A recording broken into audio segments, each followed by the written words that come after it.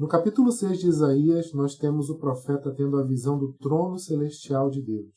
Ao redor do trono, ele vê criaturas magníficas, os serafins, que clamavam a Deus dizendo que ele é santo, santo, santo. Correto? E se eu te disser que não é bem assim?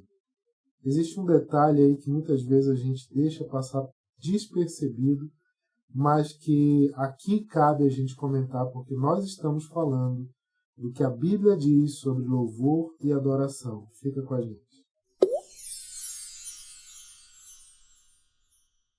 Essa é a nossa segunda aula do módulo de louvor e adoração. E se você caminhou com a gente até aqui, você já viu conceitos a respeito da palavra louvor, da palavra adoração. Você já viu como a Bíblia, as Escrituras trabalham louvor e adoração. E hoje nós vamos progredir um pouco na ideia e ver como louvor e adoração, já não como um conceito, mas de forma prática, aparece e é mencionado na Bíblia. Então nós vamos voltar os nossos olhos para perceber que em toda a Bíblia, do Antigo ao Novo Testamento, existe uma atividade de louvação e adoração celestial, ou seja, nos céus, no reino dos céus, existe a adoração e louvor a Deus. Nós vamos encontrar, por exemplo, a figura dos anjos, além de outros seres no ambiente celestial, adorando e louvando ao Senhor.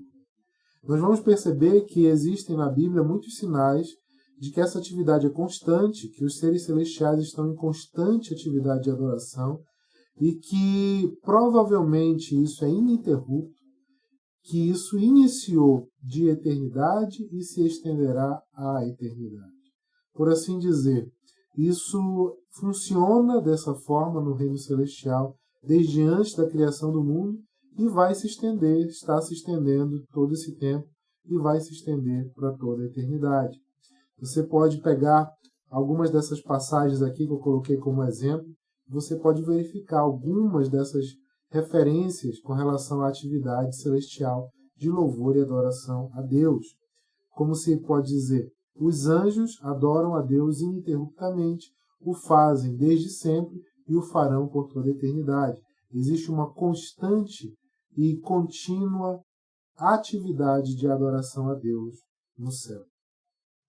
Mas interessa também a gente falar sobre a figura dos serafins. Lá na chamada do vídeo eu lembrei de capítulo 6 de Isaías, em que Isaías vê o trono celestial de Deus e ele vê figuras ali em adoração que a Bíblia indica como serafins. Na verdade, a figura dos serafins só aparece aí, nesse livro, nesse capítulo de Isaías. E a gente vê que ali a atividade deles é uma constante adoração e louvor e comunicação a respeito de Deus. Eles interagem com Isaías e o nome deles, serafim, significa literalmente seres abrasadores, seres afogueados, é um plural, e significa seres que estão pegando fogo, ou que estão em chamas, literalmente. Interessante, como eu disse na chamada do vídeo, que esses serafins, esses seres, eles não estão prostrados e clamando ao trono, aquele que está sentado no trono dizendo, o Senhor é santo, santo, santo. Se nós formos para o texto, nós vamos perceber que eles, na verdade, clamam uns aos outros, dizendo, santo, santo, santo é o Senhor dos exércitos. Então é como se eles estivessem chamando uns aos outros, chacoalhando um ao outro e dizendo, ei, esse aí que eu não tenho coragem de olhar, lembra que eles tinham 6 asas, com 2 cobriam o rosto, com 2 voavam, com 2 cobriam os pés, sinal de extrema reverência, extremo respeito, como se eles estivessem dizendo, eu não tenho coragem de olhar para esse, que eu sei que está aqui sentado no trono, mas eu não sou digno de me direcionar a ele, mas eu quero te dizer, virando para o outro serafim, que ele é santo, santo, santo, e uns diziam aos outros, santo, santo, santo é o Senhor dos exércitos. Isso é louvor. Só que chama atenção e é interessante a gente perceber que esse é um louvor que se refere uns aos outros a respeito do Senhor. Isso é louvor? Isso é louvor. A respeito de Deus comunica-se as grandezas e as características magníficas do Senhor. A gente vai ver mais isso lá para frente, mas é interessante também a gente falar sobre a figura dos querubins.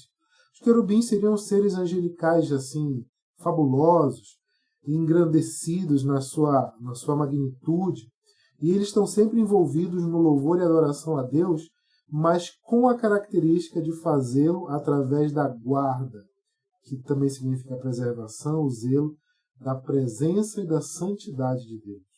Então você vai ver muitas referências, muitas representações de querubins e algumas referências diretas à atividade dos querubins. E você vai ver eles relacionados a essa questão da guarda, do zelo da santidade de Deus. Então, de uma maneira resumida, nós vamos ter, como nós vimos, a figura dos anjos em uma atividade ininterrupta de louvar e adorar a Deus. Outras figuras também, vai falar sobre os 24 anciãos, lá em Apocalipse. E temos a figura dos serafins aparecendo em Isaías 6, em uma atividade de adoração que diz uns aos outros, Ele é santo, comunicação a respeito dos atributos magníficos de Deus. E nós temos a figura dos querubins, sempre adorando e louvando a Deus mediante a guarda, o zelo da presença e da santidade de Deus. Um respeito, uma reverência e um zelo, um cuidado próprio de como quem dá a sua própria vida por manter isso, sabendo que isso é a coisa mais excelente que existe em toda a existência de qualquer aspecto, em qualquer esfera. A gente vai entender de que maneira talvez isso se relaciona com a nossa vida, com o nosso entendimento de louvor e adoração aqui na Terra. Mas primeiro a gente tem que começar falando, claro, de como funciona louvor e adoração aqui na Terra. E quem faz louvor e adoração na Terra é o ser humano, o homem. E se a gente for analisar o caminhar desde a criação do ser humano até os dias atuais, nós vamos perceber uma certa sequência com algumas características que nos revelam coisas importantes sobre o louvor e adoração. A primeira referência que aparece na Bíblia é Caim e Abel trazendo suas ofertas a Deus, lá em Gênesis, capítulo 4.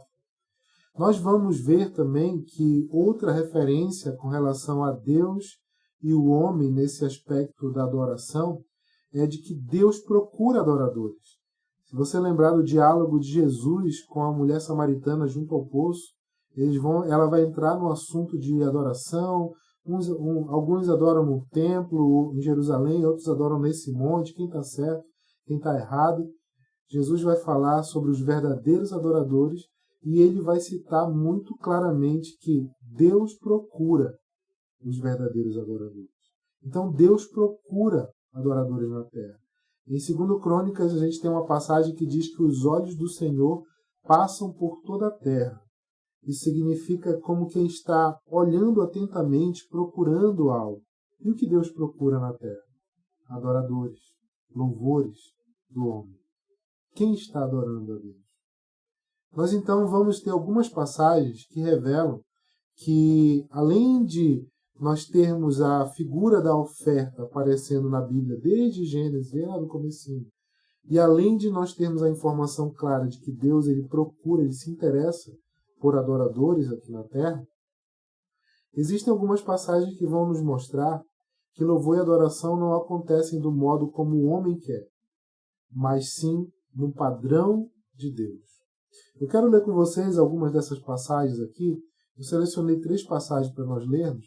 Primeiro vamos ler Amós, capítulo 5, os versos 21 a 24. Eu odeio e desprezo as suas festas religiosas.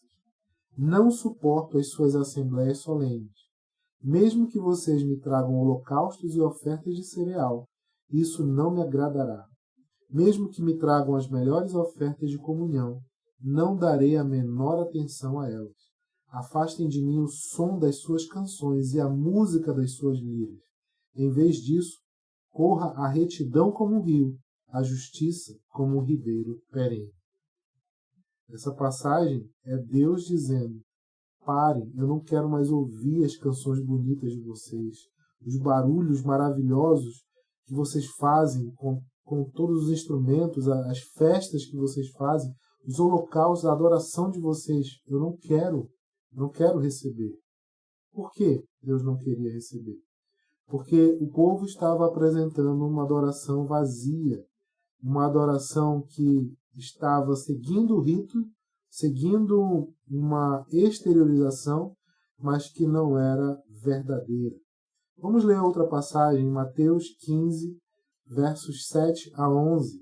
Jesus está falando com os fariseus quando diz: hipócritas, bem profetizou Isaías acerca de vocês, dizendo: este povo me honra com os lábios, mas o seu coração está longe de mim. Em vão me adoram, seus ensinamentos não passam de regras ensinadas por homens. Jesus chamou para junto de si a multidão e disse: ouçam e entendam. O que entra pela boca não torna o homem impuro, mas o que sai de sua boca, isto o torna impuro. Jesus está chamando a atenção para aquilo que se coloca no exterior, mas que não é verdade no interior. Jesus está chamando a atenção para algo que precisa ser entendido com mais clareza, principalmente no aspecto de adoração a Deus. Porque muitas vezes as pessoas pensam que adorar a Deus significa apenas pronunciar palavras, fazer um determinado tipo de ritual, ou cumprir alguma liturgia, cantar determinada canção. Mas Jesus vai chamar a atenção para que isso precisa ser feito de verdade e em espírito. Por isso Jesus falou: os adoradores verdadeiros adoram ao Pai em espírito e em verdade. O que isso significa? Vamos para a próxima passagem, Filipenses, capítulo 3, verso 3. Pois nós é que somos a circuncisão, nós que adoramos pelo Espírito de Deus, que nos gloriamos em Cristo Jesus e não temos confiança alguma na carne. Paulo diz: nós que adoramos pelo Espírito de Deus. Paulo foi mestre em deixar claro para nós que o Espírito Santo tem como uma das suas características o nosso auxílio, o favor em nos ajudar, em nos guiar, em nos orientar a como nós devemos nos relacionar e nos achegar a Deus. É em espírito que nós precisamos adorar. Uma adoração vazia, ela apresenta uma forma, talvez um som sensacional, como diz lá em Amós, uma forma espetacular, talvez os homens se impressionem, talvez homens olhem e digam: uau, que adoração está acontecendo aqui, algo incrível, isso aqui é uma adoração incrível, sensacional, um espetáculo. E talvez Deus esteja dizendo: afaste-se de mim, afaste de mim essa adoração, não quero, não recebo. Por quê? Porque a adoração, ela precisa acontecer com integridade, ela precisa ser em espírito e em verdade. Existe um princípio fundamental quando falamos de louvor e adoração. E esse princípio aparece muito claramente nessa passagem que eu coloquei primeiro aqui nesse ponto, de 1 Samuel, capítulo 15, de 1 a 23. A gente não vai ter oportunidade de ler agora, mas se você quiser dar uma pausa no vídeo e ler aí na sua Bíblia, é o trecho que fala sobre Saul guerreando contra os amalequitas. O Senhor, através do profeta Samuel, orienta Saul a subir em guerra contra os amalequitas e diz: destrói tudo e todos, não traz nada, não poupa ninguém. Saul vai, vence a batalha, mas ele poupa o rei e ele poupa os melhores animais e algumas coisas de valor. E a gente vê depois Deus mandando o profeta Samuel ao encontro de Saul, e Saul vai dar aquela desculpa e dizer: não, os soldados guardaram alguns, mas eu obedeci a Deus. O que a gente trouxe, os melhores animais, o melhor gado, foi para que a gente possa sacrificar, adorar, fazer uma adoração a Deus. E aí vem aquela incrível e sensacional frase que Deus coloca na boca do profeta quando o profeta diz: por acaso Deus tem mais prazer, ou tem tanto prazer em holocaustos, em ofertas e sacrifícios, quanto ele tem em obediência? Deus quer obediência muito mais do que sacrifício. Se a gente parar para pensar, o que passou ali naquele contexto era como se Saul estivesse dizendo para Samuel: não, eu sei que Deus falou que era para destruir tudo, mas eu tive uma ideia melhor que a de Deus. Então, muitas vezes, nós não respeitamos o princípio fundamental da adoração. Qual é o princípio fundamental da adoração? Obediência. Deus não se impressiona se você for no domingo, no culto, na programação da sua igreja, e cantar afinadíssimo, tocar perfeitamente, tirar aquela música, ou toda a congregação em uníssono se unir, fazer aquele som sensacional. Deus não se impressiona com isso se esses corações que estão ali cantando muito bonito, tocando muito bonito, estiverem em desobediência a Deus. Em outras palavras, Deus não se impressiona com o seu culto, com a sua oferta de culto, se nos outros dias em que você não está em culto, você de fato não está adorando a Deus. Por isso é interessante o conceito de culto como a vida. Algumas igrejas adotam esse conceito, é um conceito muito legal, bíblico. Por quê? Porque o culto é a vida. Nós precisamos ter a noção de que nós não adoramos aos domingos. Nós adoramos de segunda a segunda, de domingo a domingo, inclusive no domingo, mas nos outros 6 dias da semana também. Então nós precisamos entender que o princípio fundamental do louvor e da adoração é a obediência. Como Jesus declarou e João relatou em João 14, quando Jesus disse: aquele que tem os meus mandamentos e os guarda, esse é o que me ama. Talvez a gente pense: eu amo a Deus, eu amo a Jesus Cristo. E o que você quer dizer é que você nutre um sentimento de afeto por Ele. Mas você o ama, você o adora de fato, quando você o obedece. Quando você segue à risca aquilo que Ele diz. Então é interessante notar, voltando na história de Saul, que Saul não seguiu à risca o que Deus orientou. Deus deu uma palavra a Saul, Saul recebeu essa palavra e fez do jeito dele. A adoração acontece quando nós fazemos do jeito de Deus. E o jeito de Deus é a obediência em adoração. Nós vimos que a adoração ela deve seguir o padrão divino, que é em espírito e em verdade, e deve seguir o princípio fundamental divino, que é a obediência a Ele. Deus tem muito mais prazer em alguém que o adora na obediência do que alguém que o adora esporadicamente com um momento ou outro de louvor ou de culto. Espero que isso tenha ficado muito claro. No último ponto aqui desse aspecto, nós temos uma questão muito interessante que quando há louvor e adoração na terra, isso abre para nós uma acessibilidade espiritual. Nós entramos com acesso ao Santíssimo. Vamos dar uma olhada em algumas passagens aqui. Salmo 24. O Salmo 24 é sensacional, um dos meus preferidos. Ele diz assim: do Senhor é a terra e tudo que nela existe, o mundo e os que nele vivem.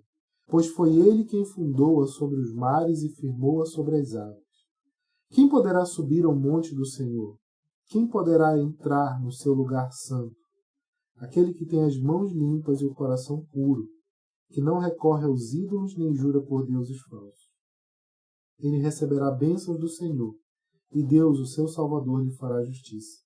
São assim aqueles que buscam a sua face, ó Deus de Jacó.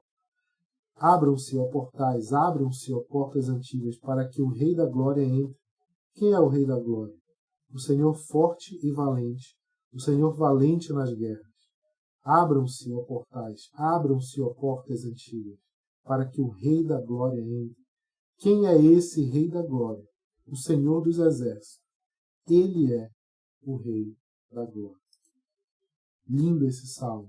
Esse salmo fala sobre a presença de Deus, mas de uma maneira muito tocante a santidade de Deus e a característica do que Ele é e da acessibilidade que há. Olha só, perceba aqui no versículo 3 que ele faz uma pergunta. Quem poderá subir ao monte do Senhor? Quem poderá entrar, acessar o seu lugar santo? A resposta vem no versículo 4. Aquele que tem as mãos limpas e o coração puro, que não recorre aos ídolos nem jura por deuses falsos. Aqui está falando de quê? Santidade, reverência e integridade. Vamos para a passagem de Levítico, capítulo 10, versos 1 a 3. Nadab e Abiú, filhos de Arão, pegaram cada um o seu incensário, nos quais acenderam fogo, acrescentaram incenso e trouxeram fogo profano perante o Senhor, sem que tivessem sido autorizados. Então saiu fogo da presença do Senhor e os consumiu. Morreram perante o Senhor. Moisés então disse a Arão: Foi isto que o Senhor disse: Aos que de mim se aproximam, santo me mostrarei. À vista de todo o povo, glorificado serei. Arão, porém, ficou em silêncio. Você vê aqui pessoas sendo fulminadas porque apresentaram diante do Senhor fogo estranho. Fogo estranho pode representar a adoração estranha ao Senhor. A adoração que não segue o princípio divino, o caminho para que as coisas acontecessem. Que não respeita o padrão de Deus, o princípio de Deus. A adoração foi algo que Deus estabeleceu para que o homem pudesse ter acesso à sua presença. Vamos ler mais uma passagem interessante aqui. Está no segundo livro de Samuel, no capítulo 6, versos 1 a 17. De novo, Davi reuniu os melhores guerreiros de Israel, 30.000 ao todo. Ele e todos os que o acompanhavam partiram para Baalim, em Judá, para buscar a arca de Deus, a arca sobre a qual é invocado o nome do Senhor dos Exércitos, entronizado entre os querubins e acima dela. Puseram a arca de Deus num carroção novo e a levaram da casa de Abinadab na colina. Uzá e Aiô, filhos de Abinadab, conduziam o carroção, com a arca de Deus, e Aiô andava na frente dela. Davi e todos os israelitas iam cantando e dançando perante o Senhor, ao som de todo tipo de instrumentos de pinho, harpas, liras, tamborins, chocalhos e símbolos. Quando chegaram à eira de Nacon, Uzá esticou o braço e segurou a arca de Deus, porque os bois haviam tropeçado. A ira do Senhor acendeu-se contra Uzá por seu ato de irreverência. Por isso Deus o feriu, e ele morreu ali mesmo ao lado da arca de Deus. Davi ficou contrariado, porque o Senhor, em sua ira, havia fulminado Uzá. Até hoje aquele lugar é chamado Perez Uzá. Naquele dia Davi teve medo do Senhor e se perguntou: como vou conseguir levar a arca do Senhor? Por isso ele desistiu de levar a arca do Senhor para a cidade de Davi. Em vez disso, levou-a para a casa de Obed-edom, de Gate. A arca do Senhor ficou na casa dele por 3 meses, e o Senhor o abençoou e a toda a sua família. E disseram ao rei Davi: o Senhor tem abençoado a família de Obed-edom e tudo o que ele possui por causa da arca de Deus. Então Davi, com grande festa, foi à casa de Obed-edom e ordenou que levassem a arca de Deus para a cidade de Davi. Quando os que carregavam a arca do Senhor davam 6 passos, eles sacrificavam um boi e um novilho gordo. Davi, vestindo o colete sacerdotal de linho, foi dançando com todas as suas forças perante o Senhor, enquanto ele e todos os israelitas levavam a arca do Senhor ao som de gritos de alegria e de trombetas. Aconteceu que, entrando a arca do Senhor na cidade de Davi, Mical, filha de Saul, observava de uma janela, e ao ver o rei Davi dançando e comemorando perante o Senhor, ela o desprezou em seu coração. Eles trouxeram a arca do Senhor e a colocaram na tenda que Davi lhe havia preparado. E Davi ofereceu holocaustos e sacrifícios de comunhão perante o Senhor. Essa é uma história muito, muito, muito interessante.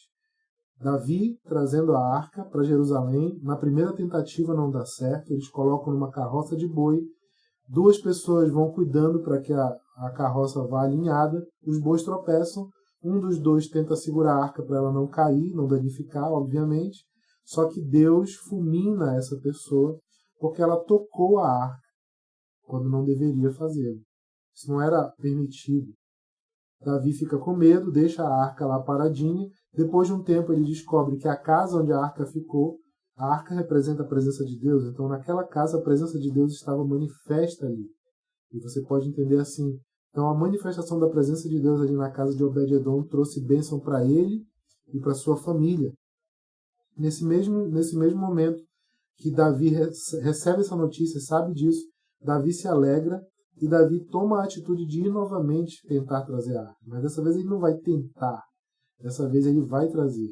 E ele encontra um método, ele encontra a forma. Como ele faz? eles vão levando a arca, já não mais em carroça de bois, mas agora eles vão levando pessoalmente, como deveria ser carregada, e eles dão 6 passos. 1, 2, 3, 4, 5, 6. Quando eles dão o 6º passo, eles baixam a arca, eles prestam adoração através de holocaustos, de ofertas queimadas, e eles levantam a arca mais uma vez, dão mais 6 passos, abaixam a arca, fazem um sacrifício de adoração, mais 6 passos, e assim até chegar em Jerusalém. O que foi isso? Isso foi a forma que Davi encontrou de fazer as coisas do jeito de Deus.